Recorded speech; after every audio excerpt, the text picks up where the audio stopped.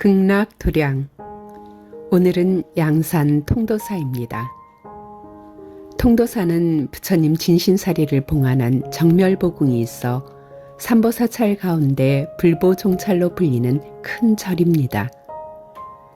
2월 중순에 통도사를 가면 일명 자장매로도 불리는 홍매화가 빨갛게 핀 풍광을 볼 수 있습니다. 봄이 빨리 오는 통도사입니다. 통도사는 신라 선덕여왕 때 자장률사가 창건한 도량입니다. 자장률사는 신라 불교뿐 아니라 우리나라 불교의 근간을 확립하고 터를 닦으신 분입니다. 원효대사와 의상대사의 업적이 아무리 높아도 자장률사라는 거인의 어깨와 터전이 없었다면 공덕을 쌓기에 어려움이 많았을 것입니다. 천년을 이어가는 불사가 어찌 한두 사람의 공덕과 의지만으로 좌지우지 될까마는 자장률사야말로 한국 불교의 가장 첫머리에 그 이름을 올려놓아야 마땅한 분입니다. 자장률사는 당나라 유학할 때 당시 중국에서 유행하던 오대산 문수보살 신앙과 인연이 닿았습니다. 지혜를 구해 불교의 선진국이자 문화대국인 당나라로 간 것이기에 자장률사는 특별히 법왕자이자 지혜의 보살님이신 문수보살님에게 관심이 많았을 것입니다. 삼국유사에 의하면 자장률사는 문수보살의 성지인 중국 오대산은 청량산으로 불리기도 하는데요. 그 오대산에 머물며 지극한 마음으로 기도를 했다고 합니다.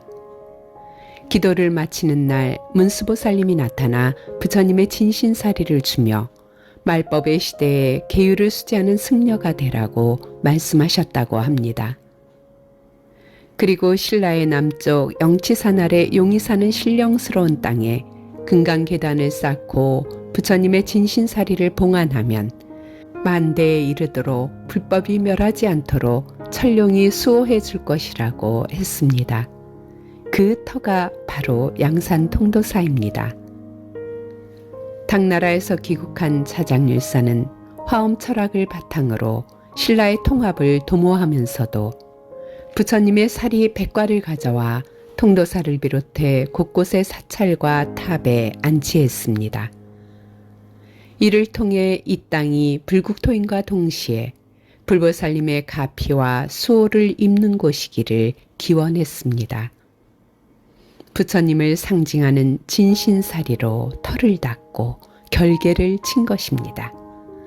지혜의 문수보살님이 이 땅에 상주케 함으로써 그 가피로 중생들이 고통에서 벗어나 피안으로 향할 수 있기를 기원했다는 것입니다.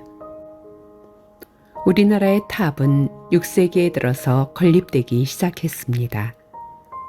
왜냐하면 그때부터 중국에서 부처님의 사리를 가져오기 시작했고 아마 신라가 가장 먼저 불사리를 이 땅에 모셔와 탑을 세웠을 것입니다. 자장률사는 가장 많은 양의 사리를 가져온 승려였고 그 사리들 중 일부를 현재 5대 정멸보궁인 양산 통도사, 오대산 중대 정멸보궁, 태백산 정암사, 설악산 봉정암, 영월 법풍사에 모셨습니다. 통도사에 갈 때마다 이 땅을 불국토로 조성하여 불교 신앙을 뿌리내리게 한 자장률사의 은혜를 깊이 생각하게 됩니다. 통도사 가는 길은 우리나라에서 아름다운 소나무길로 손꼽히는 무풍 한송로가 있습니다. 1km쯤 되는 길은 100년에서 200년 된 소나무들이 좌우로 쭉쭉 또는 구불구불하게 서 있습니다. 소나무들이 싱싱하고 계절도 겨울이라 무풍 한송로라는 이름에 딱 맞습니다. 거기에 햇빛이 맑고 따스해서 정말 멋진 소나무길입니다.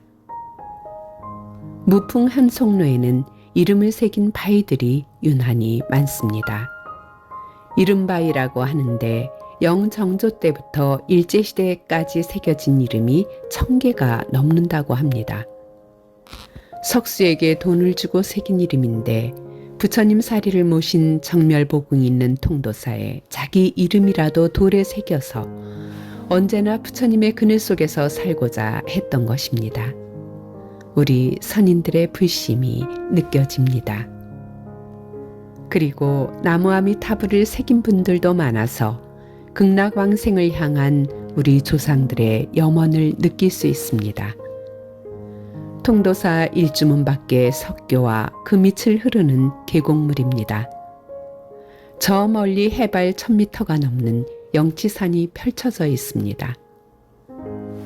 통도사라는 이름은 첫째, 절이 위치한 산의 모습이 부처님께서 설법하던 인도의 영치산의 모습과 통하므로 통도라고 이름했고, 두 번째, 승려가 되고자 하는 사람은 모두 이 금강계단을 통과해야 한다는 의미에서 통도라 했으며, 셋째, 모든 진리를 회통하여 일체 중생을 제도한다는 의미에서 통도라 지었다고 합니다.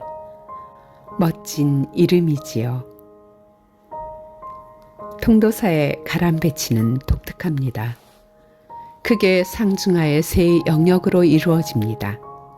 일주문이 있는 입구에서 보면 석가모니부를 모신 영산전, 약사여레부를 모신 약사전, 아미타부를 모신 극락전으로 이루어진 하로전 영역이 있습니다. 그 다음 부리문을 지나면 비로자나부를 모신 대광명전, 미륵부를 모신 용화전, 관세음보살을 모신 관음전이 일렬로 있는 중로전 지역이 있습니다. 마지막으로 정멸보궁과 대웅전으로 이루어진 상로전 영역입니다. 노전이란 사찰의 중요한 불전을 관리하는 노전 스님이 기거하는 곳이라는 뜻입니다. 통도사에 상중하 3개의 노전이 있다는 것은 3개의 가람이 합쳐진 복합 사찰이라는 의미입니다. 그만큼 통도사 가람은 자장률사 이래로 많은 불보살님을 모신 거대하고 복합적인 도량터라는 것을 알 수 있습니다. 통도사의 가장 중심 정각은 대웅전입니다. 그런데 통도사 대웅전은 한 채의 건물에 편액이 동서남북으로 4개나 있는 독특한 정각입니다. 서쪽은 석가모니 부처님을 모시는 대웅전, 동쪽은 화엄의 진리를 설한다는 뜻의 대방광전, 남쪽은 승려가 금강과 같은 계율을 받는다는 금강계단, 북쪽은 부처님의 진신사리를 모셨다는 정멸보궁으로 되어 있습니다.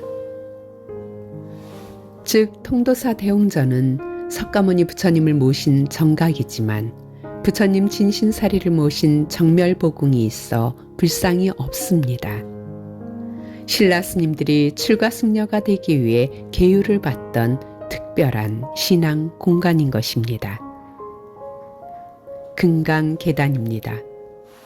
부처님의 사리 앞에 스님이 됨을 엄숙히 선서하고 계율을 평생 지켜나가겠다는 약속, 부처님과의 그 첫 번째 약속이 맺어지는 경건한 자리입니다. 자장률사가 통도사를 세운 원력과 이유를 엿볼 수 있습니다. 자장률사가 가지고 왔다는 부처님 사리를 모신 사리탑인 정멸보궁입니다. 대승불교에서 부처님에 대한 공경심은 가히 보살 수행에 있어 으뜸이라고 할 수 있습니다.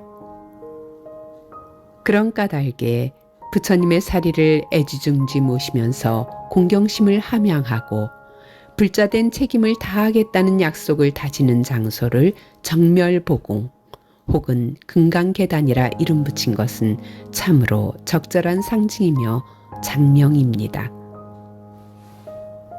통도사는 자신이 기도드리고 싶은 다양한 불보살님이 계신 여러 정각이 있어 좋습니다. 정토행자인 저는 통도사 하루 전에 극락전을 좋아합니다. 항상 참배객들로 붐비는 대웅전과 달리 극락전은 한가롭고 조용한 편입니다.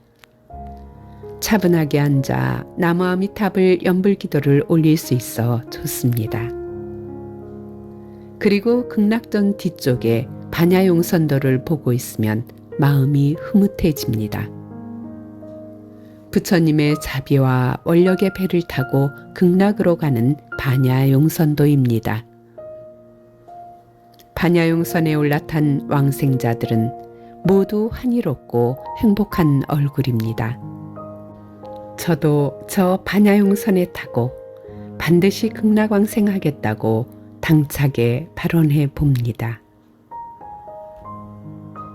영치산의 넓은 독수리 품이 도량을 휘감고 있는 통도사.